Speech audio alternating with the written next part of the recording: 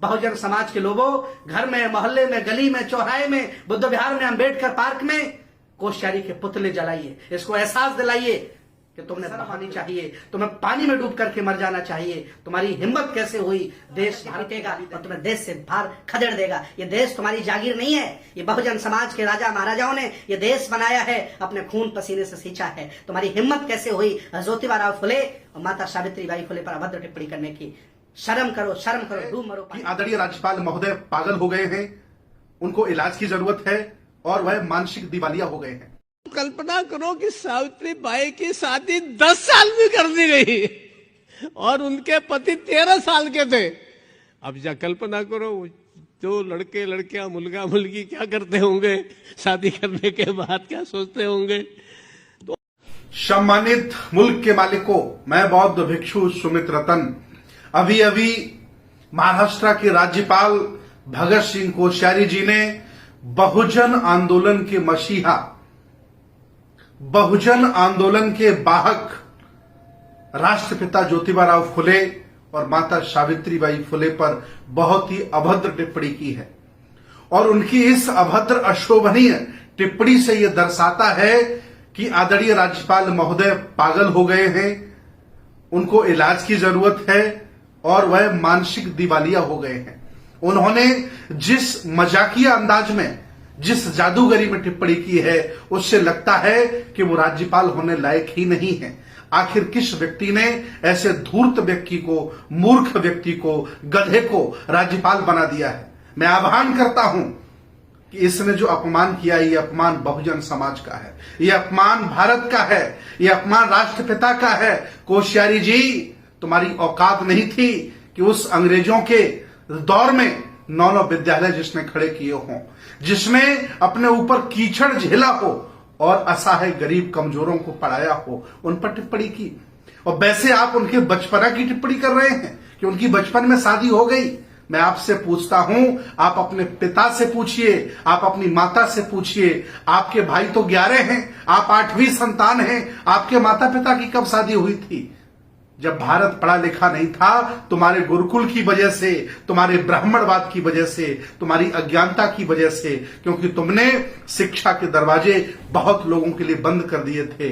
उस समय बाल विवाह होते थे, बचपन में शादियां हो जाती थी। ऐसी टिप्पणी करके आपने ये दर्शा दिया है कि आप मेरिट वाले नहीं हैं, थोपे गए नेता हैं, आप बनाए गए नेता हैं। वैसे कोश्यारी जी, मैं आपको बता दूं, जिस पाठशाला से आप आए हो, उस पाठशाला में कोई ऐसा महापुरुष नहीं है जो सावित्रीबाई फुले के बराबर बैठता हो, ज्योतिबा फुले के बराबर हो, जिन्होंने इतना संघर्ष करके देश को क्या नहीं दिया। आज उन पर अभद्र टिप्पणी कर रहे हो, तुम्हें शर्म आनी चाहिए, तुम्हें पानी में डूब करके मर जाना चाहिए। तुम्हारी हिम्मत कैसे हुई देश भारत को गाली देने की, बहुजन समाज को बुरा भला बोलने की?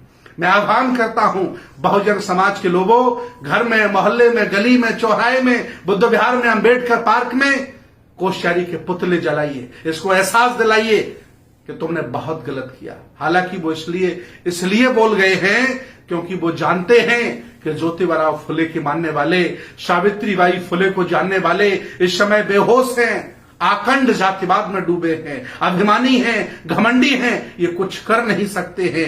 इसलिए कोश्यारी की हिम्मत हुई अभद्र टिप्पणी करने की। कुछ भी बोलने से पहले 100 बार सोचता।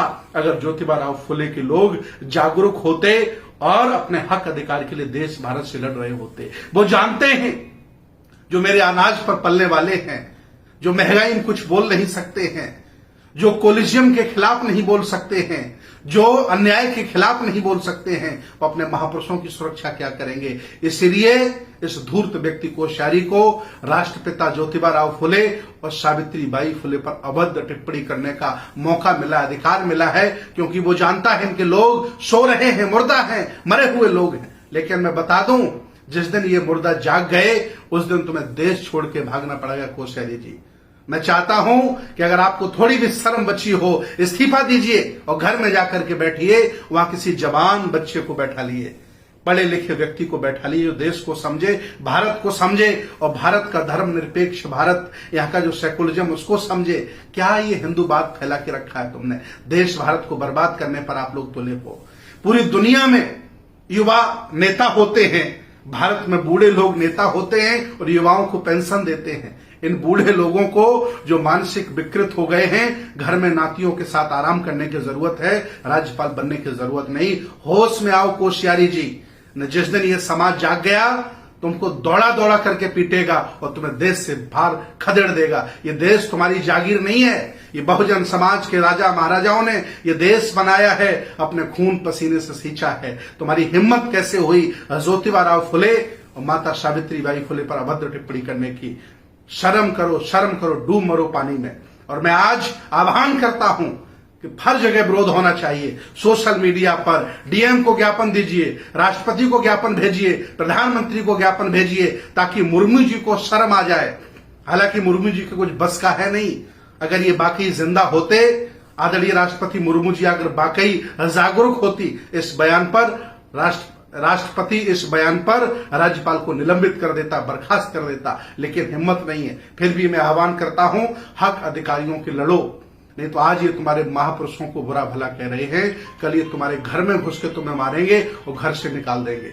इस वीडियो को शेयर करिए ताकि सोए हुए लोग जाग जाएं और अपने महापुरुषों का सम्मान अपमान करने वालों को जवाब दे सकें, उनसे लड़ सकें, उनके खिलाफ बोल सकें। बहुत बहुत धन्यवाद, बहुत बहुत साधुवाद।